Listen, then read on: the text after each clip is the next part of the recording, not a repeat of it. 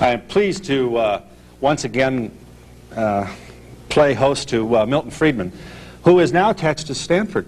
Well, I don't know what attached is and where we're looking for. The Hoover Institution, which is what, an academic... Oh, yes. The Hoover Institution was set up in honor of President Hoover. It's been there for a long time, and it's called the Hoover Institution for War, Revolution, and Peace. And they decided a while back they had enough peace, so they invited me to be a fellow there for a while. Would Herbert Hoover be pleased with the dialogue that's going on under the aegis of his name? Oh, I'm sure he would. He was a great student. He was not only an engineer, but the library, it was founded as a library based initially on the collection of documents and manuscripts he had collected in his public career. Yeah. Am I to assume that you wish that he had defeated FDR in 1930? That's a very, very complicated question. Okay, but you're not all crazy about the New Deal, I trust. Huh? Oh, on the contrary. I think the situation in 1932 was a very terrible situation, but it had been produced by the failures of the Federal Reserve System in the prior 4 years. It was not a failure of capitalism, it was a failure of government. And Herbert Hoover himself, in his memoirs at the end of that time, said he had learned to his sorrow that the Federal Reserve was a weak reed for a nation in time of trouble. So that you can't blame Hoover for the Depression, you can't blame business for the Depression, but Hoover has to take some of the blame. All right. Much of what Roosevelt did in the New Deal was unwise, but much of it was necessary. You can't, again, give a black and white judgment. All right, let's try some black and white questions, although there are no anathema to economists. One of the wonderful things about you is that when you speak, I almost always understand you, and that's a real breakthrough for you and for me as well. The government should help save Chrysler. We need 3 auto companies.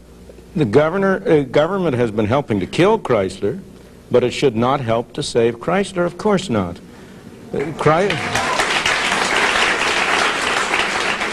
This is a private enterprise system. It's often described as a profit system, but that's a misleading label. It's a profit and loss system. And the loss part is even more important than the profit, because it's what gets rid of badly managed, poorly operated companies. What does? Losses. When Chrysler loses money. Oh, I see. So, all right. When Chrysler loses money, it's got to do something. When Amtrak loses money, it goes to Congress and gets a bigger appropriation. The question at issue is, should the people in this country bail out Chrysler by taking money out of their pockets, not to buy cars which they want to buy, but to pay for whatever has been the cause of the losses at Chrysler? Government has been responsible for many of those losses by unrealistic regulations and rules, but they've affected all of the companies. You're not going to condemn regulations regarding emission and... I certainly am. Of course I'm going to condemn them. Why not? Because if we don't have them, you're not going to be able to breathe, and you and I will not be in our senior years able to sit around and argue with each other. Well, those are assertions. They are statements that are made, but they are far from being correct. The fact is that pollution was going down long before we had any emission requirements, and it would go down without them. There is a case for doing something about pollution, but the way we've been going about it is the wrong way. Is there a case for the government to do something about it? Yes, there is a case for the government to do something about it, because there's always a case for the government to some extent when what 2 people do affects a third party. There's no case for the government whatsoever in mandating airbags, because airbags protect the people inside the car. That's my business. If I want to protect myself, I should do it at my expense. But there is a...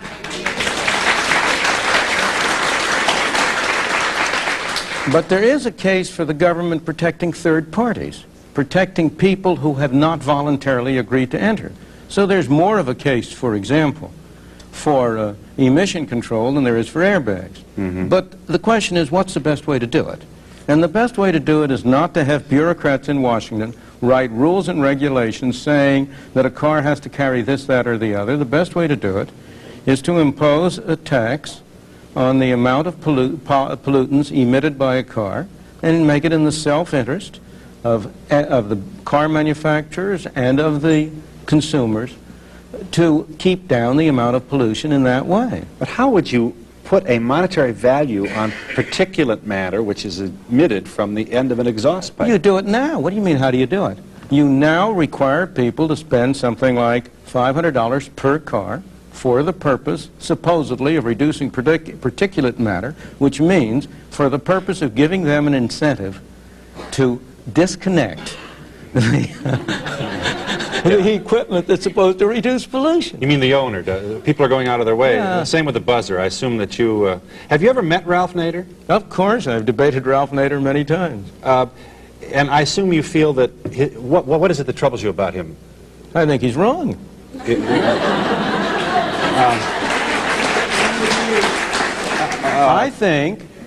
I don't have any doubt about his sincerity, but I think sincerity is a much overrated virtue. I think what troubles me about him is that he wants to run my life for me instead of letting me run my life. Let's just take a couple of things. If it weren't for Ralph Nader, we would still have those ornaments on the hoods of cars which impale babies and women and children crossing streets. We would still have an auto industry which is totally focused on cosmetics at the expense of sound automotive engineering. We would still have we'd still have an automobile business and its ancillary supplier of tires with difficulties that would be sent out to the public without regard to any problem at all of being asked to account for them. You know, the problem with claims like that is that they don't stand up to the facts. Now, take the most famous case. You know Ralph Nader got his start by a book called Unsafe at Any Speed. It referred to the Corvair. Do you know that 10 years after he launched his attack and persuaded the public at large that the Corvair was an unsafe car, the federal government finally got around to investigating the safety of the Corvair. And its official report concluded that the Corvair was a perfectly safe car, just as safe as the alternatives available, and that Ralph Nader's claims were completely unjustified. Yeah. Why? So that similarly with all of those extravagant claims, which I know you're not making on your own behalf, you're the devil's advocate, and a very good devil, too. Thank you, I think. And a very good advocate, too. So, but the trouble with Excuse me, I just want to make this point, Professor Friedman. You are using the United States government, whose post office is often referred to by you in columns, in speeches, and in writings as an example of what happens when you give what ought to be the private enterprise's business to the United States government. Now you turn around and use this United States bureaucracy to support your defense of Ralph Nader. Why should I have any more confidence in the government's review of the Corvair than in the government's operation of the post office? You shouldn't. I have no more confidence in well, you that. certainly cited it to suggest. I beg your suggest. pardon. I just have as much confidence in it as I do in Ralph Nader's evaluation. So we're evensies then. That's right. So All then I either say is there is no evidence. No one, neither Ralph Nader nor anyone else, has ever presented any evidence that justifies his charges. No one has presented evidence to justify the kind of charges you're making, and those charges are simply untrue. It is not a fact that the world would have come to an end but for Ralph Nader. But more important, take one of those charges, that the cars would be devoted to cosmetics. If people want to spend their money on cosmetics, why shouldn't they? You mean to say you should be prohibited by the government from doing whatever you do to have to give a nice cosmetic image to your viewers? No, I guess I'm thinking that if we just leave it to Detroit, if we had just left it to Detroit in your own laissez-faire and you're wearing your Adam Smith tie today. Always wear it on TV. I know. Let me tell you what I think. Let's just tell me what's wrong with this. Sure. If we just, tell now Ralph Nader to go somewhere else and complain. Sure. And let's let Detroit and the free enterprise system handle this. Here's what we would not have. We would not have collapsible steering wheels. We would not have padded dashboards. We would not have spring-loaded ornaments that bend back so that you minimize injury in the case of hitting a pedestrian. You would not have. I'm sorry. Well, first of all, I have no reason to suppose that's true. Long before Ralph Nader came on the picture, the automobile industry had made cars increasingly safe. Brakes had become better. The protection and the bumpers had become better. The doors had become better. When it turned out they were defective, the automobile industry introduced them. Almost all of the developments in automobile in that direction had arrived and were on the way long before Ralph Nader came along. But if you didn't have Ralph Nader, if you hadn't had that movement, you also would have cars considerably cheaper. You'd have them available to a much wider range of people. They would be using less gas than they do now, not more gas than they do now. After all, the thing that amazes me about people who make statements like this is their neglect of history. This country went for close to 200 years without a Ralph Nader and without these regulations. And that was a period in which this country had its greatest growth, in which people streamed to it from all over the world and were able to make a better life for themselves and their children. If you take the automobile industry in particular, since Henry Ford really revolutionized it, it transformed the nature of life in this country. The automobiles improved tremendously. They came down in cost relative to other goods. The effect of the kind of regulations you now have has been to make automobiles not more safe, but less safe. Why? Because by making them more expensive, they make it pay to keep an old car on the road longer. The average age of cars on the road has gone up, and old cars are less safe than new cars. By making them more expensive, you've reduced the amount of foreign competition. We have a lot of foreign competition, but you probably know that there are many foreign-made cars that make no attempt to export to the United States because the cost of meeting all the particular regulations and standards make it uneconomical to do so. Well, they certainly haven't discouraged enough to make Detroit happy. Of course, but I don't want to make Detroit happy. That's not my aim. I want to make the citizen happy. I want to make the customer happy. Right. The last thing in the world we want to do is to make Detroit happy. Let's just, if Chrysler folds, now we're left with two automobile companies, and not at all. We're not. And they'll have even more power, and they'll say, "Love it or leave it." Nonsense. Take it or. Nonsense. If we don't have any tariffs on cars from abroad, if we have free trade, the automobile industry of the world is in competition with Chrysler. Do you think that it was really, and with General Motors and Ford, who offered the greater challenge to General Motors and Ford? Toyota. Toyota and Volkswagen. So where's this nonsense about there'll be only two car companies? Yeah, but I have no objection to there being 100 car companies if the market stands it. But I don't believe you ought to artificially prop up a third company in order to say we got three companies. This is Milton Friedman, professor of economics, the Nobel Prize winner. And just let me step here just a moment. Let me try and see if I can't get somewhere in the next segment. Dr. Friedman is our guest, and we hope you'll join us.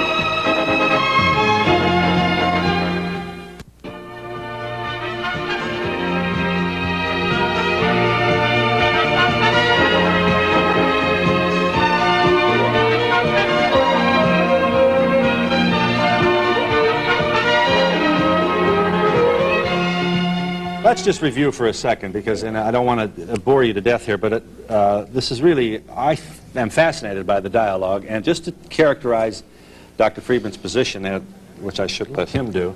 You won't succeed in not doing it. Just tell me how I'm doing here. Here is a man who feels that definitely there's too much government intervention in everything, and that if we just take Adam Smith's notion of the 19th century and let the laws of supply and demand work without all these bureaucratic rules and regulations that we would have. You think we can eliminate the gas shortage if we do that? The only reason we have the gas shortage is because it's made in Washington. There's no need for the gas shortage. There's a problem in oil. Oil is expensive. The fact that the OPEC nations have formed an effective monopoly and quadrupled the price of oil hurts us. No question. We pay more. But we have multiplied the injury to ourselves by our bad government policies. Here's Japan we were talking about a moment ago. Japan, it's 100% dependent on foreign oil. It has no gas lines. Why? Because it hasn't tried to prevent prices from adjusting things.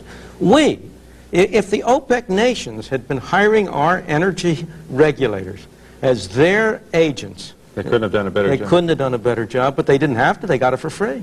Mm-hmm. Give me that speech about maximum minimum now. The way to create shortages is to create a maximum price which is below what the free market would have otherwise. Absolutely. All right, so that even though we're appalled at gasoline, which is more than $1 a gallon, your point is to get the government out of this game of regulation is to, you acknowledge, allow the gasoline to go higher. Excuse me. It may make the price at the pump higher, but it'll make the cost to the consumer lower.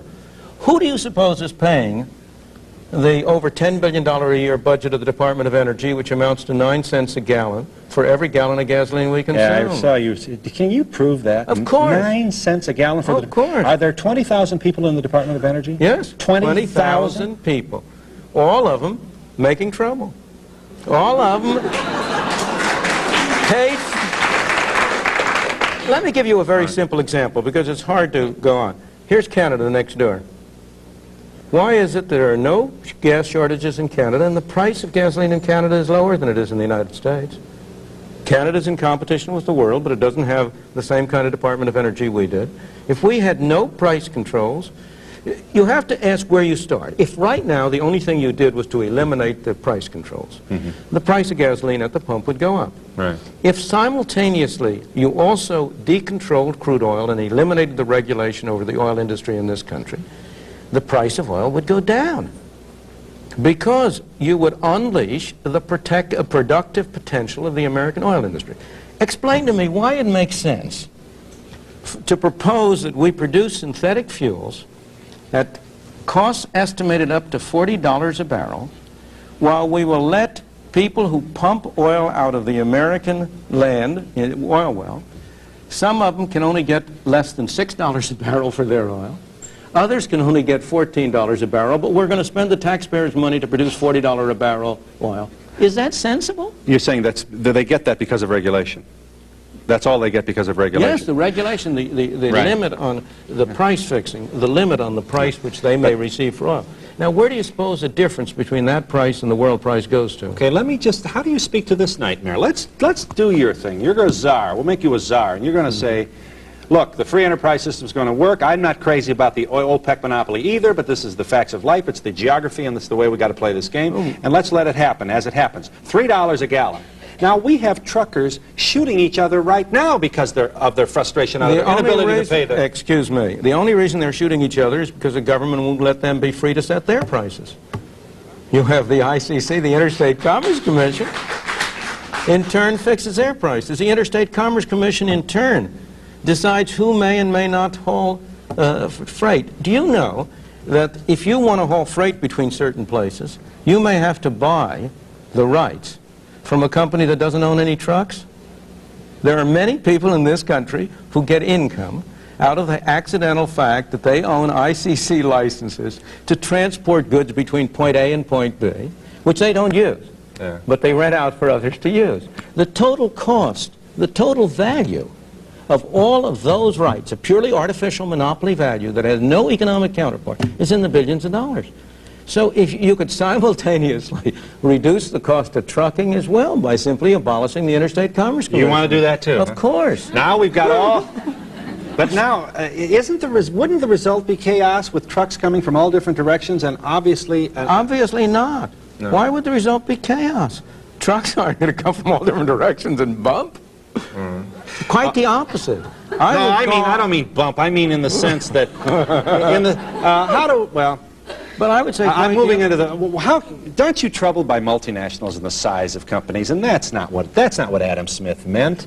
Adam Smith didn't mean for Exxon to have a 60 and 70% profit. If you had, first of all, of course I'm troubled by multinationals in the sense that I would rather have a world in which there were a larger number of small companies. The question at issue is not that.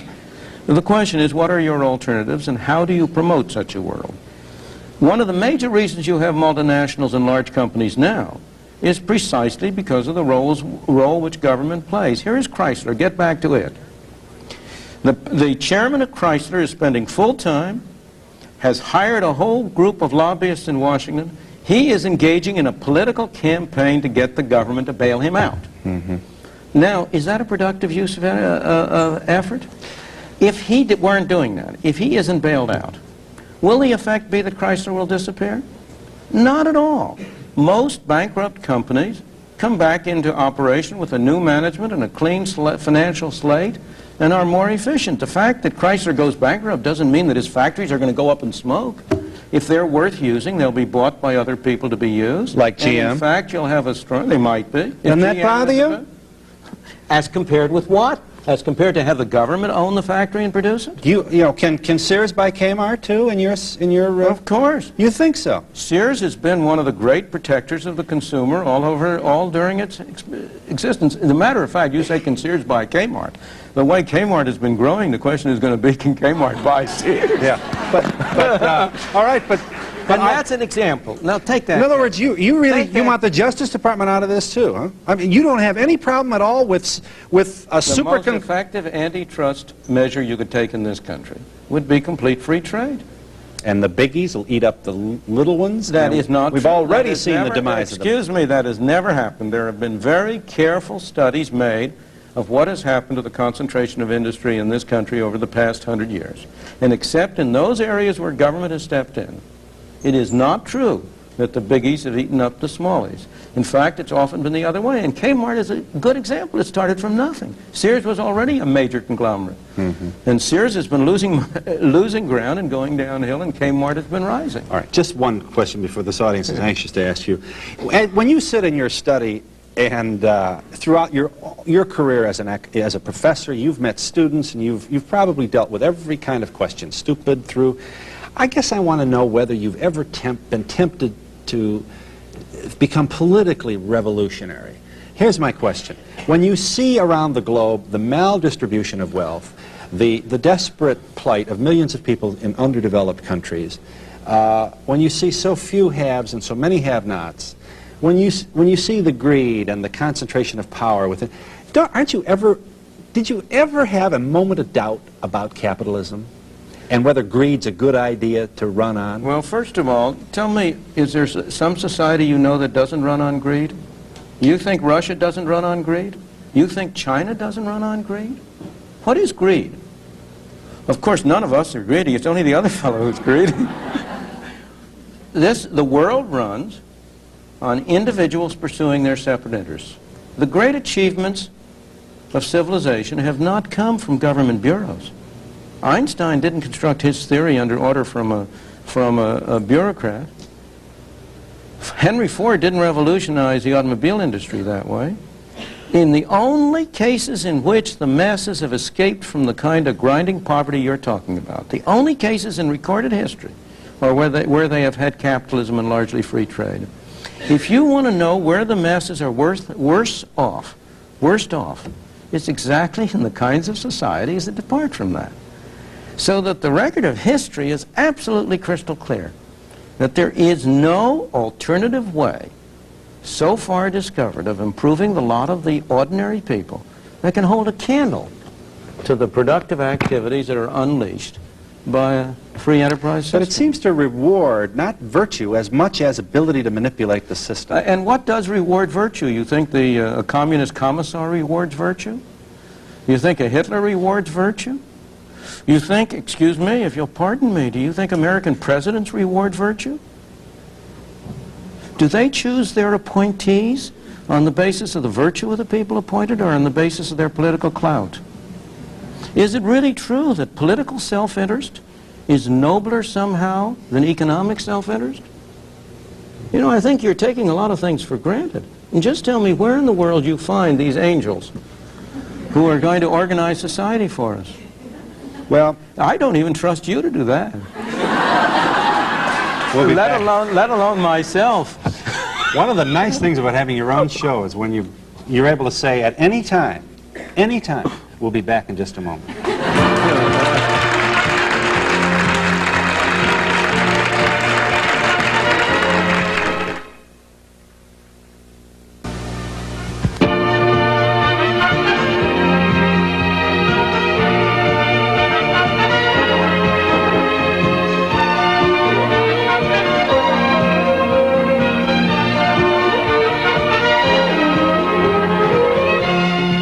Milton Friedman, the economist, is here. Yes. Yeah, first of all, I want to say I loved my Corvair. It would have helped a whole lot to get through this winter. How do people like Ralph Nader get to do the great things that they do? Does somebody hire them, or is it us that puts these people into whatever it is that does it? Of course it's we who do it. We do it by providing them with assistance. We do it by providing them with political clout, by electing people whom they recommend. And that's a good thing. I don't object to that. We want a free society, a free democracy, in which if a Ralph Nader has certain views, he ought to be free to express them. People who agree with him ought to be free to contribute money to help him pursue his objectives. They ought to be free to vote for people he recommends. If he doesn't have that freedom, how can I expect to have the freedom to argue the opposite point of view? So I don't believe there's anything wrong at all in the fact that Ralph has been able to get so much influence, except that I wish he had been using his extraordinary powers in a better cause. We should also make the point that for all your misgivings about Ralph Nader, he is not crazy about regulatory agencies either. And he, for a long time, and maybe even before you, wondered aloud about the appropriate function of the CAB in regulating airline fares. And if any thesis has been demonstrated, it's certainly been that. Over these past several months with deregulation, suddenly, what do you know, there are no empty seats on an airplane. No, you're quite right. A CAB has been a marvelous accidental example. But so far as Ralph Nader and regulation is concerned, you are quite right. Some of the groups under his organization have produced reports on ICC and so on that are excellent reports on the evils of regulation. The problem is that his solution is more of the same. His solution is to substitute a different kind of regulation. His only objection is not really to regulation, but that the wrong people have been doing the regulating. And so when you ask not what's wrong with what we've been doing, but how should we improve matters, he doesn't really have an effective alternative. What do you think is going to happen with inflation? Will it continue at the same rate that we've been having? Well, inflation doesn't ever continue quite at the same rate we've been having, but unfortunately, I cannot bring you any good news about inflation. Inflation has been on the rise. It's now running about 13%, 12% on a year-over-year basis. We may get some minor relief in the next year or so. I think it may go down to 8 or 9% at the lowest. But I am afraid that we will then be off on another round of the roller coaster. The path we have been on for the past 20 years is a roller coaster.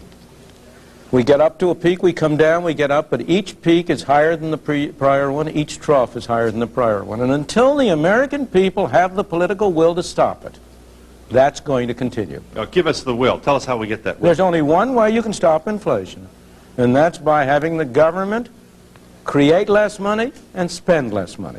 And the reason we have inflation is because the public at large wants inflation. You people want inflation. You don't say so. No one of you will say, I want inflation. But I ask you, do you want the prices at which you sell things to go down? Not the prices at which you sell them. You want the prices at which you buy them to go down. What everybody wants is for the prices of the things he buys to go down and the prices of the things he sells to go up. But that's a neat trick if you can manage it. But isn't it good old Adam Smith? Isn't that what he... Of course, it's good old Adam Smith, provided you have a control in terms of the total amount of money available. But it's not good old Adam Smith for those printing presses to be pouring out paper money, which you and I and the government in particular can use. We don't create inflation by our personal behavior. We create inflation by getting our legislators, the people in Washington, to vote for more and more spending, and by objecting to extra taxes, and therefore by having it financed by printing money. Right. Let me just ask you one more basic question here, and I promise we'll get this audience in the act here. Did Adam Smith, or do you, how do you feel about this desperate need to grow? We have no desperate need to grow. Oh, we do. We brag about our gross national product. It's going to be a trillion. Don't have a desperate need to grow. A guy's got 2 franchises. He wants 6. A man has 3 hamburger stands. He wants 12. We have no desperate need to grow. We have a desperate desire to grow. And those are quite different. I believe that the level of growth in this country ought to be whatever people want it to be. If the people at large, if each and every person separately was satisfied with where he is and didn't want to grow, fine.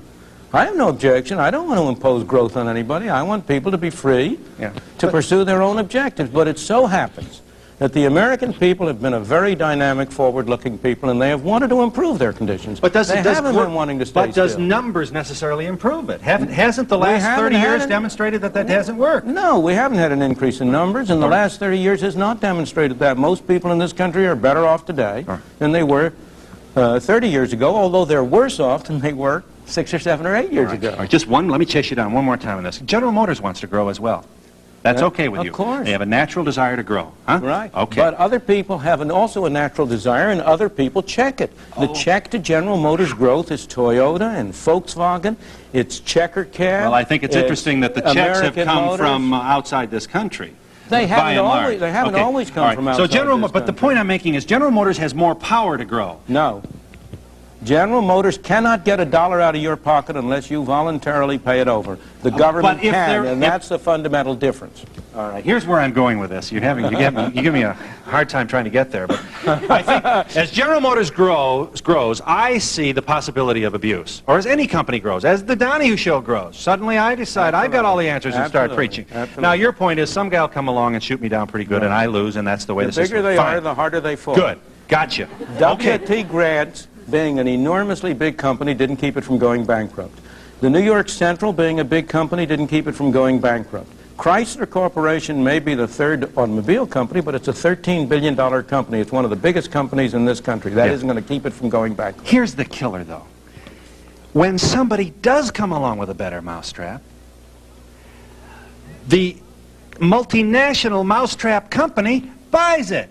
And now we're back to mediocrity again. And the initiative and the talent of the little old man in the shoe shop who came up with a better is gone. Temporarily, there are new people coming up with the little old men in the shoe shops. And one of the major reasons, as I was saying before, why multinationals are able to occupy the position they are is because government rules and regulations favor multinationals.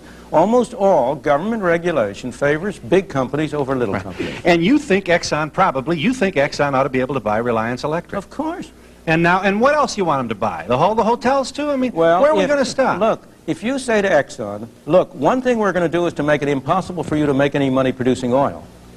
What do you think their stockholders want them to do? Have a hard time getting the American people to agree with that type of thing. First of all, Exxon doesn't buy anything. There isn't any Exxon. There are people. Exxon is a corporation owned by individual people. It's the stockholders of Exxon who ultimately are buying it. And if they don't like what Exxon is doing with their money, they have a perfectly good alternative. They can sell the stock.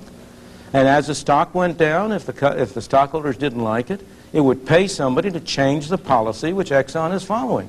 We have a far greater degree of control over what Exxon does than we have over what a lot of our government corporations do. Milton Friedman returns in a moment.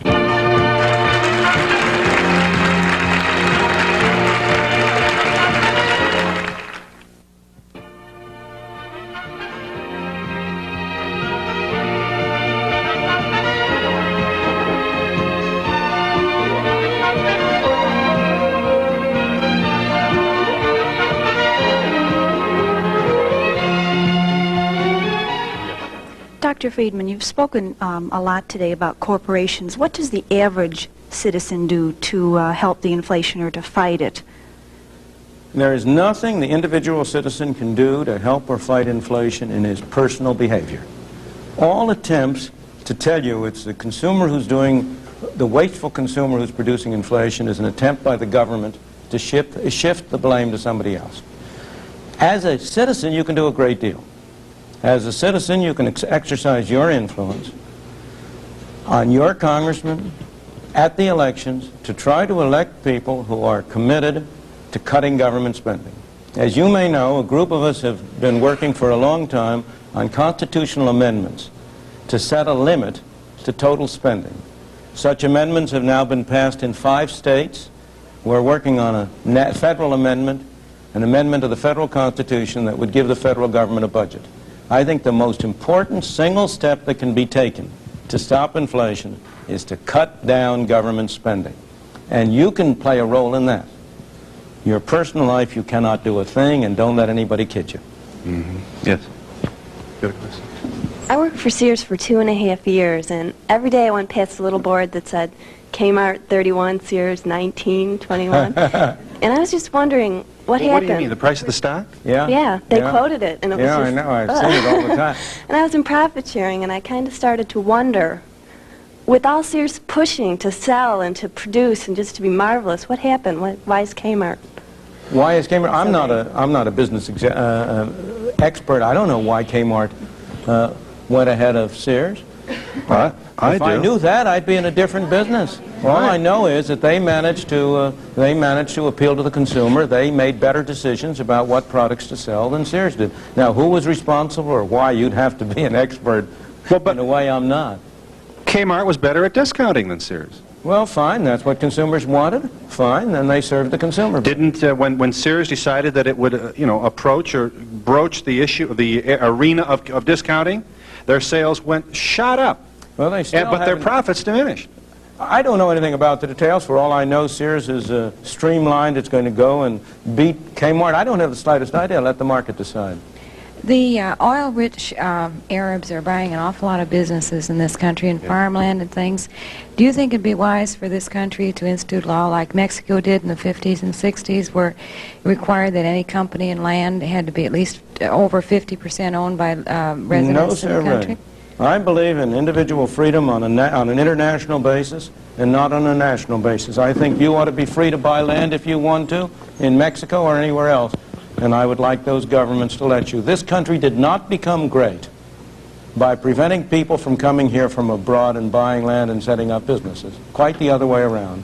And the reason we are making it so advantageous for them to buy here is because we're following such silly, counterproductive policies. Didn't it do a lot of damage in Mexico, though, when it did much more damage to were Mexico when they nationalized the oil industry. On the contrary, their measures to keep foreigners from acquiring assets in Mexico did a great deal of harm to Mexico, not good. Yeah. You must distinguish between what looks on the surface and what it really is underneath. Over here. With why is it we have so many millionaires and everything in the United States, and we still have so many impoverished people who try to get up into the world?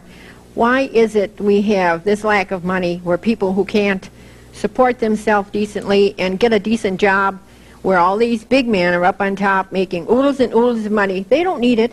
They can only eat that much, sleep in the bed. And what do you suppose they do? If they don't eat it and don't use it, what do you suppose they do? They hoard it. They what do you hoard mean it they and hoard it? invest You mean it. they put it under their pillows? That's right. No, they keep investing it. Investing it in what? That's right, yeah. What are they invested in? Well, in oil and everything, where, I mean, all these other people who are What are they invested in? Don't get off the subject. No. What are they invested in? Well, they invested in a lot of different things that the little people need. Well, do they invest it in factories? Yes. Does some of that money end up in machines? Yes. Do those factories and machines provide ordinary working people with jobs or not? What do you suppose the productivity of this country would be and of the wage rate would be if the total amount of capital in this country today was what it was 100 years ago?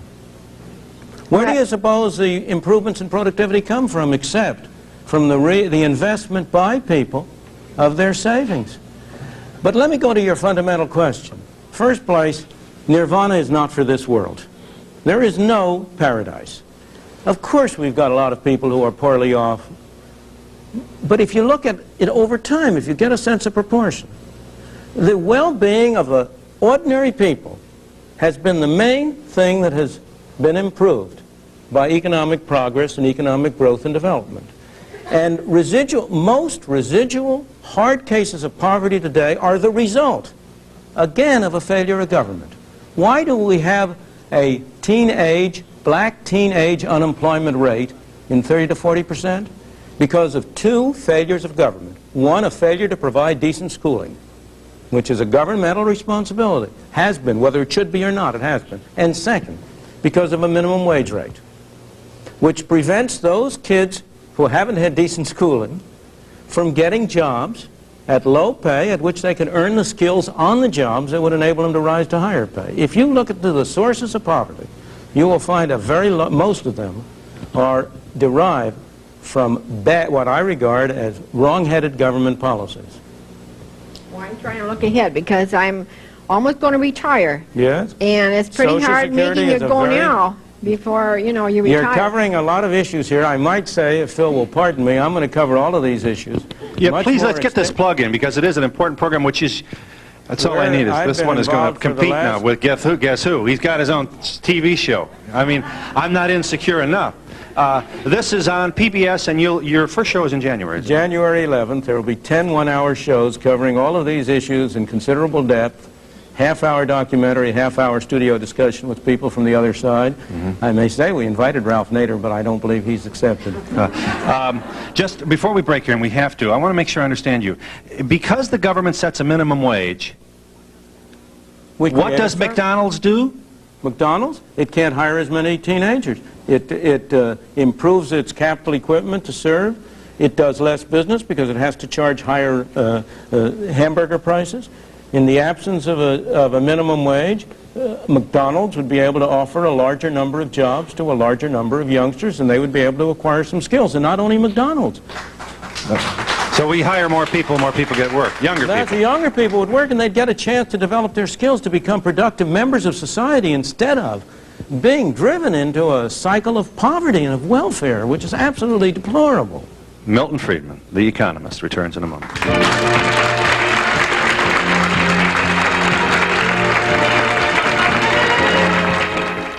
I want to know if you charge a lot for your services. In other words, how much do you get paid? As much as the market will stand. I believe in a market price, and I tell you something.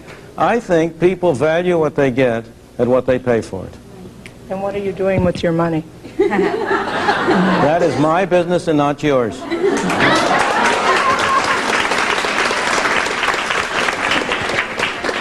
Dr. Freeman.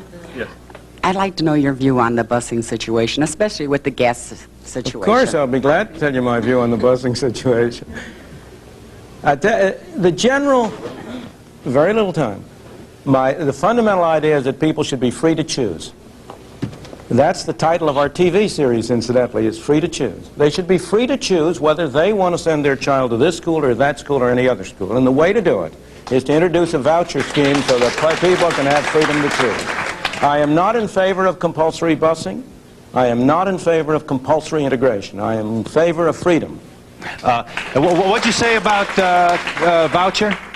The voucher what? I would have a voucher system. You said I had to keep it brief, so I can only mention it. A system under which parents who chose not to send their child to a particular public school would be entitled to a payment like the GI Bill of Rights, a voucher which they could use at any school of their choice. Yeah, you know what I'm going to do? I'm going to open a school. Very good. And I'm going to hire an advertising agency. Well, wonderful. And I'm going to have cheerleaders saying, go to Donahue High, because it's got the best football team. And I'm going to get all these vouchers, and I'm going to have the biggest super school in the whole county. Wonderful. Marvelous. I don't know if it's wonderful. If you can succeed, you cannot succeed by advertising what's not true. Ford Motor Company couldn't sell an Edsel that way, and I don't think even Phil Donahue could sell lousy education that way. Yes. You know, people think the public at large are a bunch of stupid people. They're not. Yeah. Doctor, is there anything the average citizen can do to protect himself from the ravages of the rising inflation? Unfortunately, there is very, very little he can do. I hate to say this, and yet it's true. The most effective protection against inflation is high living. How do you mean that? How do you mean that? I mean that, unfortunately, there are no assets which you can confidently acquire with the expectation that they will provide you a hedge against inflation. On the other hand, if you buy yourself a nice house, you buy yourself a nice suit, you buy yourself a picture to hang on the wall, you are protected against the ravages of inflation. So, in other words, convert your money into material things? Unfortunately, it's not a very desirable thing to do. Don't convert all of it. You've got to have some reserve for emergency. I'm not saying this is a good thing. I'm saying that inflation is the kind of thing which leaves you with no good choices. But that sounds like playing the violin while Rome is burning. Well, tell me the alternative. The question was not what the nation ought to do. Yeah. I have no difficulty in saying what our governmental policy ought to be to end inflation. That's a different question. The question is, what can I as an individual do? And unfortunately, given the uncertainty of inflation, given the fact that real estate has proved a good hedge and it's proved a bad hedge, that stocks have proved a good hedge and they've proved a bad hedge, that government bonds are a snare and a delusion, that they have proved a very, very poor investment for the poor suckers who were induced by Uncle Sam to come into them. Unfortunately, there is no good way in which the ordinary citizen, the ordinary person, can really protect his assets against inflation.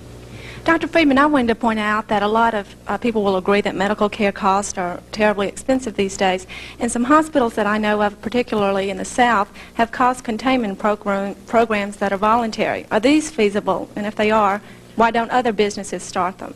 Well, in the first place, every business has a cost containment program. There is no business in this country that doesn't unless it's on the verge of bankruptcy. In the second place, in all of these questions, one shouldn't look at the symptoms. One ought to go back and ask what the sources are. The reason why medical costs have been rising so rapidly in the country is, again, I sing the same old tune, but it happens to be true. Because whereas some 15 or 20 years ago, government spending on medical care accounted for something like 10–20% of the total amount spent on medical care. That was mostly in public health and for veterans. Today, it amounts to something like 40% or more of the total spending, and that's what's been driving these prices up. Milton Friedman returns in a moment.